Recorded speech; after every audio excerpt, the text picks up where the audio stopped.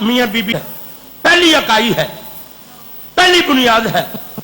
اگر اس میں اعتماد ہوگا تو گھر میں سکون ہوگا، گھر میں سکون ہوگا، خاندان میں سکون ہوگا، خاندان میں سکون ہوگا، پورے قبیلے میں سکون ہوگا۔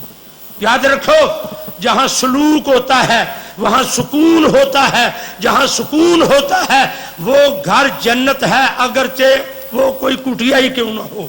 اور جس گھر میں سلوک نہیں ہے وہاں سکون نہیں ہے، جہاں سکون نہیں ہے وہ گھر جہنم ہے، اگرچہ شیشے کا محل کیوں نہ ہو۔ اور سکون کی ابتدا میاں بیوی کے تعلقات سے شروع ہوتی ہے۔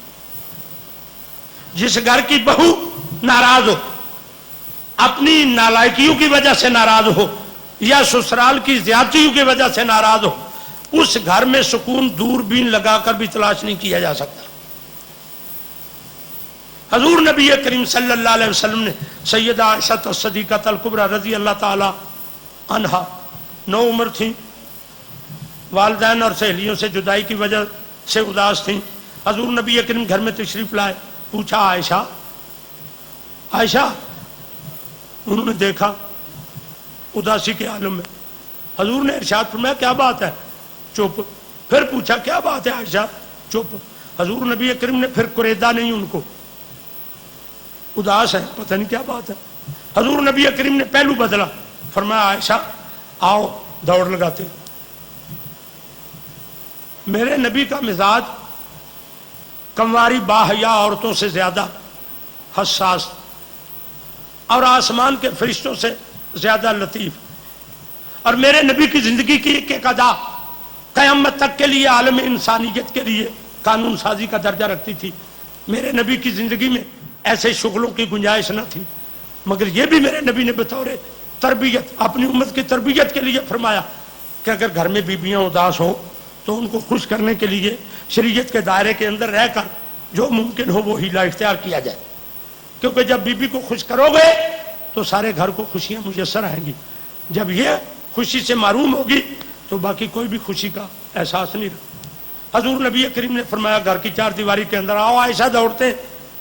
حضور نبی کریم نے اپنا قدم روک لیا، کیونکہ حضور نبی کریم صلی اللہ علیہ وسلم کی طاقت 40 جنتی جوانوں کے برابر، اور ایک جنتی کی طاقت 100 دنیا کے طاقتور پہلوانوں کے برابر، گویا 4000 آدمی کی طاقت تھی میرے نبی پاک کے پاکیزہ وجود میں۔ کہیے سبحان اللہ۔ نبی کریم جب سیدہ عائشہ صدیقہ کے ساتھ مسابقت میں دوڑے، اپنے قدم کو آہستہ کر لیا۔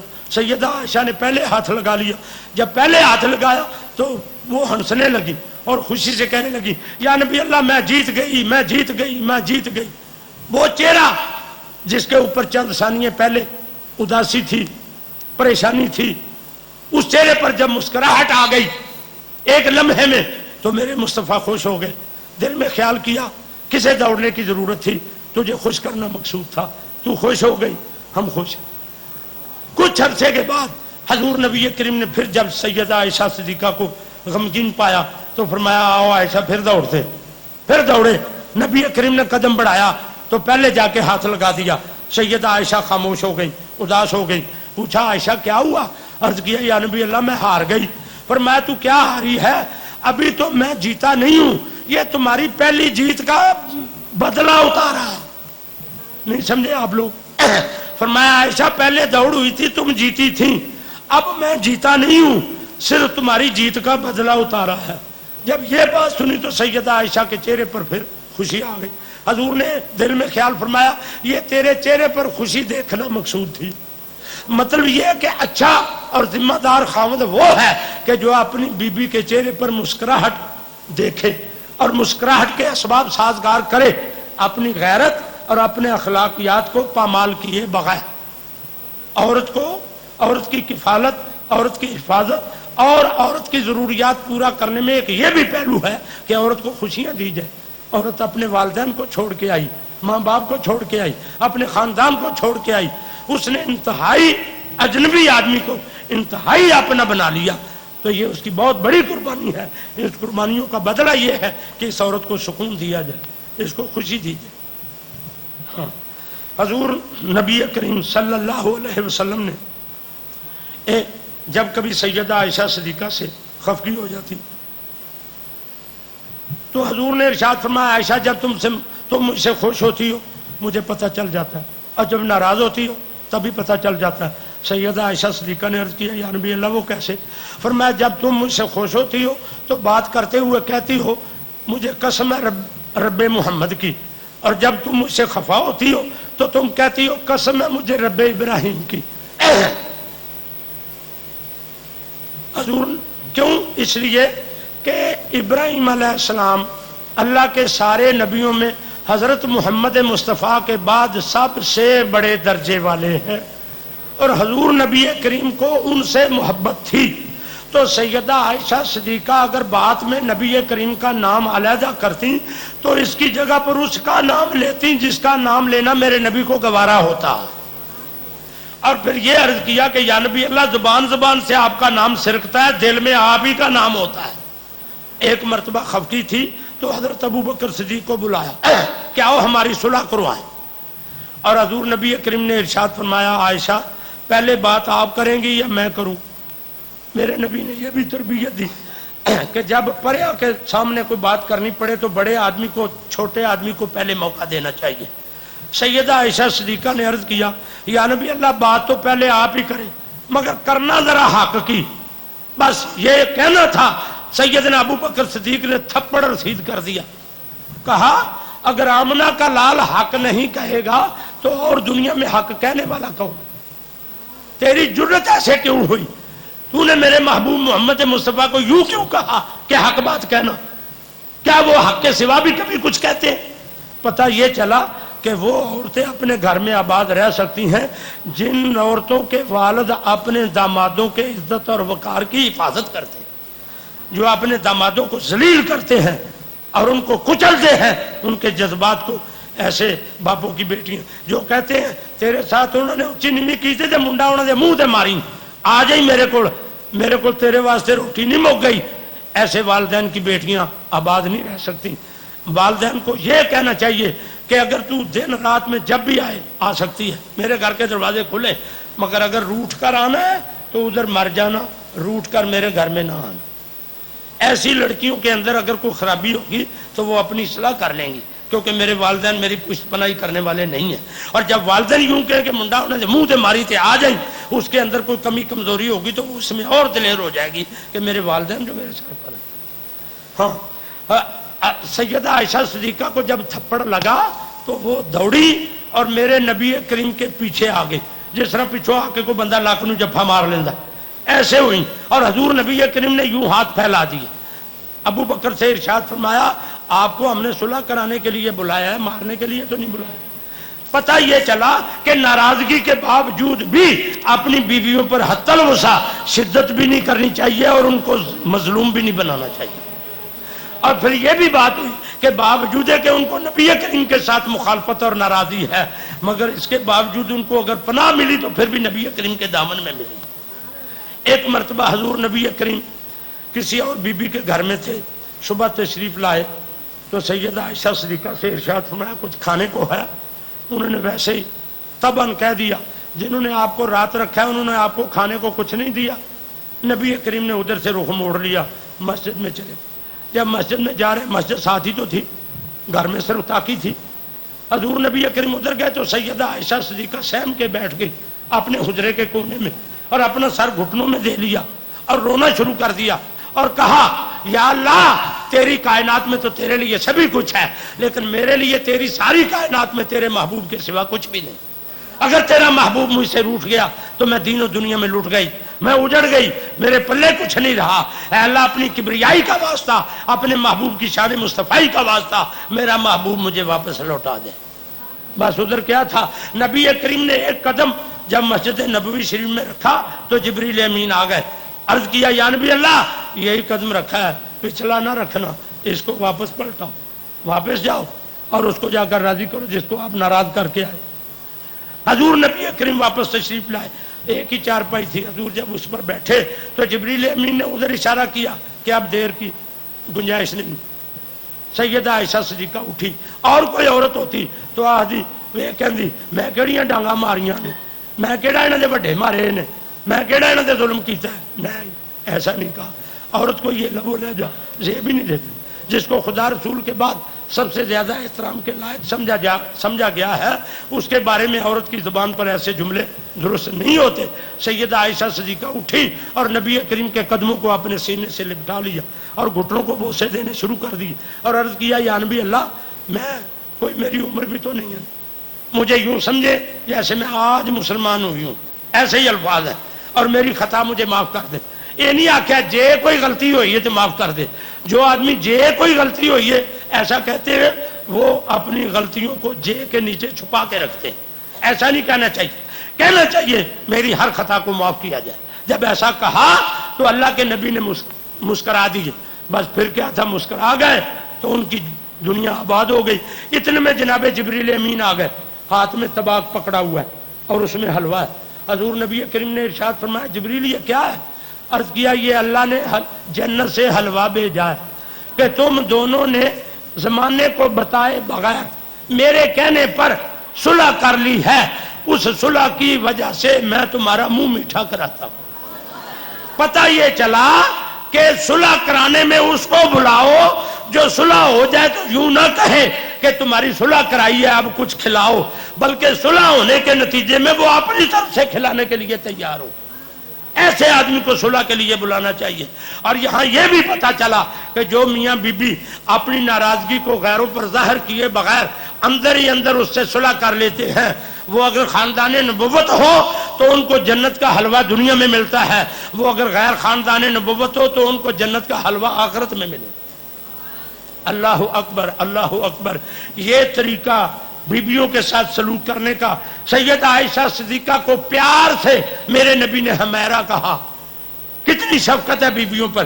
حضور سیدہ عائشہ صدیقہ نے ایک مرتبہ عرض کیا یا نبی اللہ، وہ بوڑھی خدیجہ جو آپ کی پہلی بیوی تھی، آپ کو اب رب نے نوجوان اور حسین ترین بیویوں سے نواز دیا ہے، آپ اس بوڑھی عورت کا تذکرہ کیوں کرتے ہیں؟ حضور نبی کریم نے ارشاد فرمایا عائشہ خبردار، آج کے بعد خدیجہ کے بارے میں مجھے تکلیف نہ دینا۔ جب پورے مکے نے میرا انکار کیا تھا تو خدیجہ نے میرا اقرار کیا تھا۔ خدیجہ نے اپنا سارا گھر، سارا سرمایہ مجھ پر قربان کر دیا تھا۔ میں خدیجہ کو کبھی نہیں بھول سکتا ہوں۔ جناب سیدہ خدیجہ کی وفات کے بعد نبی کریم بکرے ذبح کرتے اور ان کی رانیں جناب سیدہ خدیجہ کی سہیلیوں کے گھروں میں بھیجتے۔ پتہ یہ چلا کہ اخلاق اور شائستگی کے دائرے میں رہتے ہوئے اپنی صالح بی بی کی صالح سہیلیوں کے ساتھ تعلقات کو صالحیت کے انداز میں قائم رکھنا چاہیے۔ سیدہ خدیجہ طاہرہ کا جب آخری وقت آیا، اب سنو غور سے، آخری وقت آیا تو نبی کریم کی بارگاہ میں انہوں نے اپنی صاحبزادی سیدہ فاطمہ الزہرا کو بھیجا کہ فاطمہ جاؤ اپنے ابو جی سے چادر لے آؤ، چادر مانگ کے لاؤ۔ نبی کریم صلی اللہ علیہ وسلم کی خدمت میں عرض کیا گیا، پوچھا فاطمہ تیری ماں کو چادر کی اس وقت کیا ضرورت ہے؟ یہ خبر نہیں۔ حضور نبی کریم سیدہ فاطمہ الزہرا کو فرمایا جاؤ پوچھ کر آؤ۔ ان کو بھیجا تو خود بھی پیچھے آ گئے، سیدہ خدیجہ طاہرہ کے قریب پہنچے تو سیدہ فاطمہ الزہرا پوچھ رہی تھی کہ ابو جی نے ارشاد فرمایا کہ آپ کو چادر کی کیا ضرورت ہے؟ انہوں نے کہا کہ آخری وقت ہے، میں نبی کریم کی چادر کو کفن کے طور پر استعمال کرنا چاہتی ہوں۔ نبی کریم کے آنسو بہے، چھم چھم آنسو برسنے لگے اور قال رسول اللہ صلی اللہ علیہ وسلم لو اردت جلدی لات ہے تو کہ فرمایا اے خدیجہ تو نے تو چادر مانگی ہے، اگر تو میری کھال بھی مانگتی، میرے جسم کی جلد مانگتی، کھال مانگتی، میں تجھے وہ بھی عطا کر دے۔ کتنا وقار دیا عورت کو، وہ عورت جس کو اس معاشرے میں بھی لوگ پاؤں کی جوتی سمجھتے ہیں، اس دور میں تو اس کا کوئی مقام ہی نہ تھا۔ میرے مصطفیٰ نے اپنی بیوی کو کتنا رتبہ دیا، کبھی دوڑ لگا کر اس کو راضی کر رہے ہیں، کبھی صلح کر کے جنت کے حلووں سے اس کی تواضع کر رہے ہیں۔ یہ میرے مصطفیٰ نے عورت کو مقام دیا، بیوی کو مقام دیا۔ ایسا مقام دنیا کی کسی سوسائٹی نے، کسی کلچر نے، کسی قانون نے آج دن تک بیوی کو نہیں دیا۔ ماں یہ چوتھا مقام ہے. ماں اس معاشرے میں مائیں کئی ہوتی، لوگ بڑی عورتوں سے شادی کرتے، کسی کی اولاد ہوتی کسی کی نہ ہوتی. جو آدمی مرتا تو اس کی جو بیویاں ہوتی وہ میراث میں ایسے تقسیم ہوتی جیسے مرنے والے کے بعد گائے بھیڑ بکریاں بانٹی جاتی ہیں. اگر کسی کی 20 بیویاں ہوتی، 4 لڑکے ہوتے تو 5 ان کی مائیں ان کو دے دی جاتی. وہ ان کو گلو شاہ کی منڈی میں جا کر جیسے لوگ گدھے بیچتے ہیں ایسے ان کو جا کر بیچا کرتے تھے. اگر گھر میں رکھتے تو ان سے بیگار کا کام لیتے، اور اگر کسی کو پسند آ جاتی تو اپنے باپ کے مرنے کے بعد اس کی بیوہ عورت سے بیٹا نکاح شادی کر لیتا، بیوی بنا لیتا. کتنی ذلت ہے. بھیڑ بکریوں کی طرح بانٹا جا رہا ہے، بھیڑ بکریوں کی طرح بیچا جا رہا ہے، بیگار کا کام لیا جا رہا ہے، نوکرانیاں بنایا جا رہا ہے، بیویاں بنایا جا رہا ہے. کتنی ذلت ہے ماں کی. مگر میرے مصطفیٰ نے صلی اللہ ہو، بولیے صلی اللہ ہو، صلی اللہ ہو، صلی اللہ ہو، ماں کو کیسا مقام عطا کیا. فرمایا الجنت تحت الاقدام امہاتکم، فرمایا جنت خدا نے تمہاری ماؤں کے قدموں کے نیچے رکھی.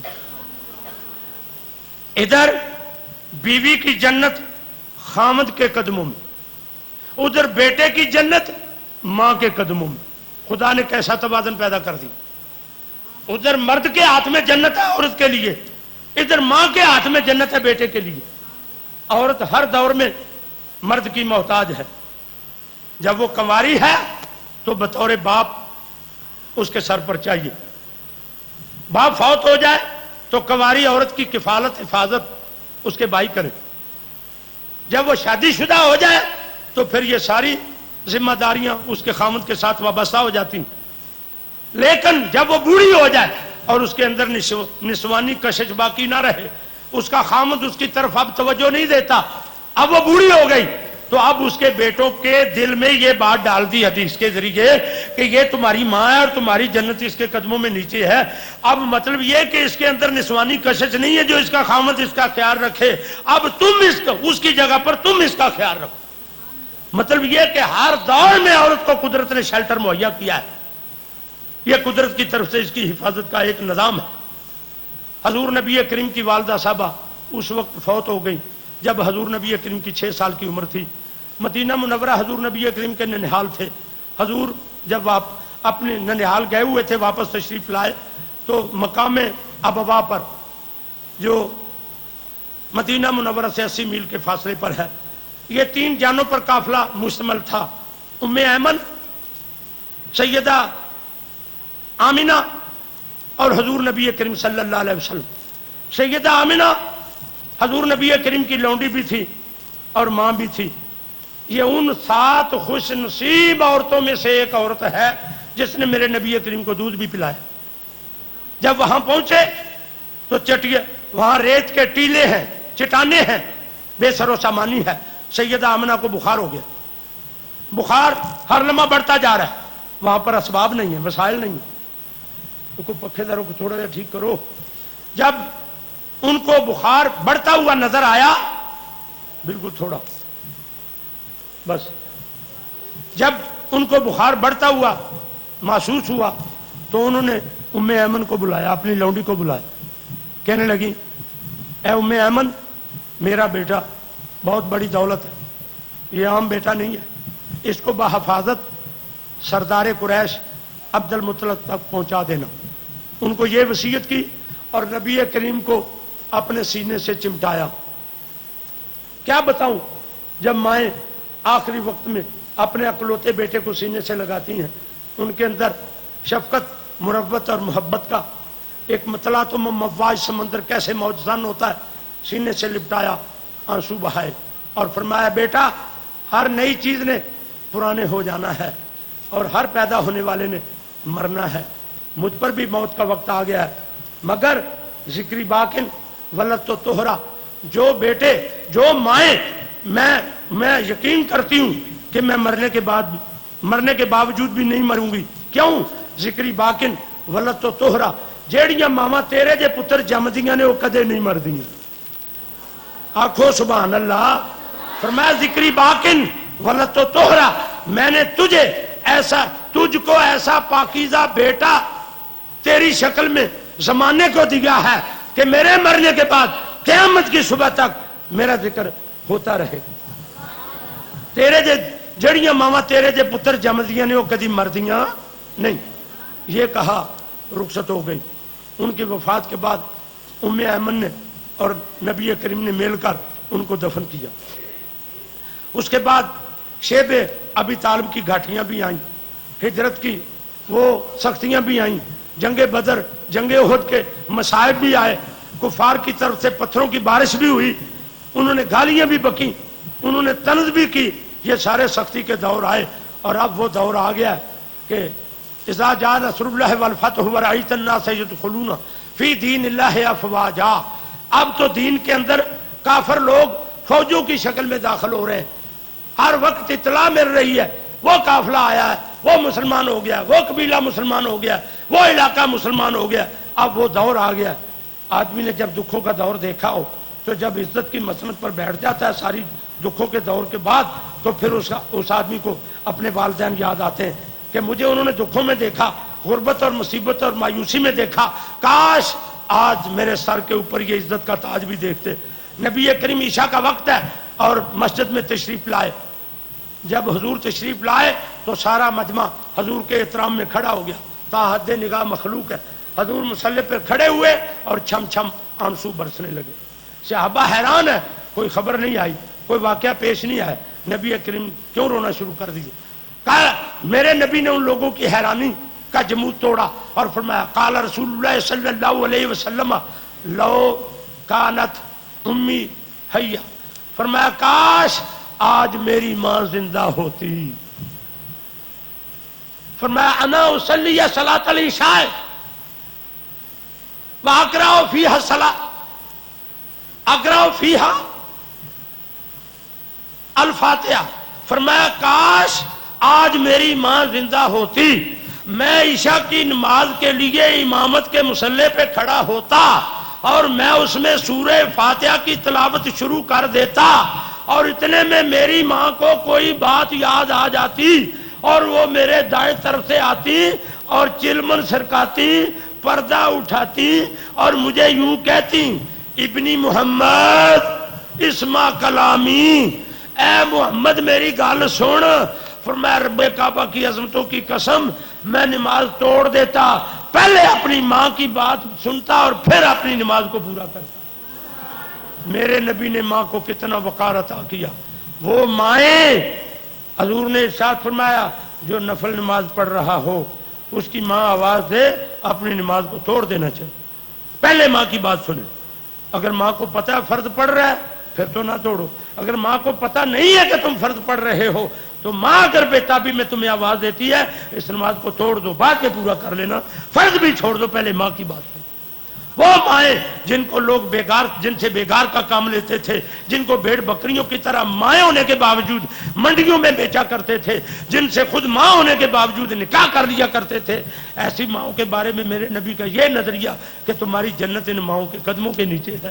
اور پھر اپنے نمونے سے بتایا کہ اگر میری ماں زندہ ہوتی تو میں امامت کے مصلی پہ کھڑا بھی، اکیلا ہو تو اور بات ہے، اتنے لوگوں کو نماز پڑھا رہا ہوتا پھر بھی نماز توڑ دیتا، پہلے ماں کی بات سنتا. یہ ماں کے احترام کو اجاگر کرنے کی اس سے بڑی اور کیا دلیل ہوتی. اب میری ماں بہنوں بیٹیوں سوچو کہ میرے نبی کے آنے سے پہلے بیٹیوں کا کیا مقام تھا، بہنوں کا کیا مقام تھا، بیویوں کا کیا مقام تھا، ماؤں کا کیا مقام تھا. میرے نبی نے ان کو زمین کے اندر ذلت کی زندگی گزارنے والے اس طبقے کو اب آسمان کی بلندیوں کا احترام بخشا ہے تو یہ میرے مصطفیٰ کا کرم ہے. بتائیے ایسے مصطفیٰ کا میلاد ان عورتوں کو منانا چاہیے کہ نہیں؟ ان کا ذکر ان کے احترام اور ادب کے ساتھ کرنا چاہیے کہ نہیں؟ اس نبی کی سنت اور شریعت کو سینے سے لگانا چاہیے کہ نہیں؟ اس نبی کے پیغام اور احکام کو ماننا چاہیے کہ نہیں؟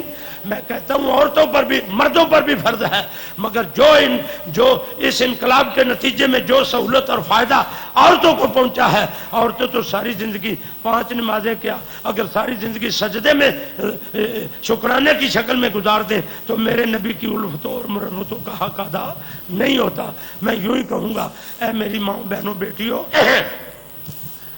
پردہ کرو، نماز پابندی سے پڑھو، اپنی اولادوں کو میرے نبی کی سنت اور شریعت کے تابع کرو۔ ایسا کرو گی تو تمہارے لیے دنیا میں عزت ہے، قبروں میں راحت ہے اور آخرت میں جنت ہے۔ میں یوں ہی کہوں گا کہ دونوں عالم میں تجھے مقصود گر آرام ہے، دامن ان کا تھام لو جن کا محمد نام ہے۔ سب سے بڑا انقلاب عورت کے لیے جو اس زمانے میں پیدا ہوا وہ میرے مصطفیٰ کی تربیت کے نتیجے میں ہوا، میرے مصطفیٰ کی شفقت کے نتیجے میں۔ ایک بڑھیا عورت تھی، اس کا دماغ خراب تھا، مدینہ منورہ میں مشہور ہے یہ بات، بخاری شریف کی حدیث کی تائید ہے اس کو۔ وہ نبی کریم کے دروازے اقدس پر آئی، اس نے یوں ہاتھ سے اشارہ کیا، محمد ادھر آ۔ حضور نبی کریم اٹھ گئے، صحابہ کرام کے اندر تو غیظ اور غضب کا ایک طوفان امڑ آیا، یہ عورت گنوار عورت اور نبی کریم کو ایسے حکم دے رہی ہے، مگر کہہ کچھ نہ سکتے تھے کیونکہ اس عمل کا حصہ خود میرے مصطفیٰ تھے۔ حضور اٹھے اس عورت کی بات سننے کے لیے، اس عورت نے گلی میں نکل کر کہا، سنو جی، اچھا ادھر نہیں سناتی ہوں، ادھر چلو۔ اچھا ٹھیک ہے ادھر چلو، ادھر جا کر بیٹھی، پھر اٹھ گئی، نہیں ادھر نہیں سناتی ہوں ادھر سناتی ہوں۔ جیسے مرغی کو کوئی چھوٹا سا روٹی کا ٹکڑا مل جائے تو وہ اٹھاتی ہے، اور جب دور سے کسی مرغی کو دیکھتی ہے تو ادھر بھاگ جاتی ہے، ادھر جب کھانے لگتی ہے کسی اور مرغی کو آتے دیکھتی ہے ادھر بھاگ جاتی ہے۔ یہ حال اس عورت کا تھا کہ میں بات پردے میں کرنا چاہتی ہوں، وہ بھی دیوار دیکھ رہی ہے، وہ بھی مکان دیکھ رہا ہے، وہ بھی جانور دیکھ رہا ہے، وہ بھی آدمی دیکھ رہا ہے۔ وہ نبی کریم کو ادھر ادھر ادھر ادھر سارے مدینے میں گھمایا، آخر باہر لے گئی ایک چٹیل میدان میں، دھوپ اور ادھر کھڑی ہے باتیں کر رہی لوگوں سے دور۔ صحابہ کرام کو غصہ چڑھ رہا ہے کہ نبی کریم کا اتنا نازک وجود اور اتنی مبارک ہستی اور یہ دھوپ میں کھڑا کر کے حضور کا وقت ضائع کر رہی، مگر کہہ کچھ نہیں سکتے تھے کیونکہ نبی کریم خود اس میں شامل ہے، انوالو ہے۔ آخر جب اس نے باتیں کر لی، چھوڑ دیا، تو حضور نبی کریم تشریف لے آئے، وہ بھی ساتھ ساتھ پیچھے آ رہی۔ حضور نبی کریم جب اندر داخل ہوئے کہنے لگی، اچھا پھر میں ہوں چلنی ہاں، فرمایا جا۔ اتنے میں عمر فاروق اعظم گویا ہوئے، یا نبی اللہ یہ تو پاگل ہے، یہ تو گنوار ہے، یہ تو آؤٹ آف مائنڈ ہے، اور آپ نے اس عورت کے لیے اپنا اتنا قیمتی وقت اور اس انداز میں ضائع کیا کہ دھوپ میں کھڑے ہوئے اور اس کی بات یوں مانی جیسے آقا ہونے کے باوجود نو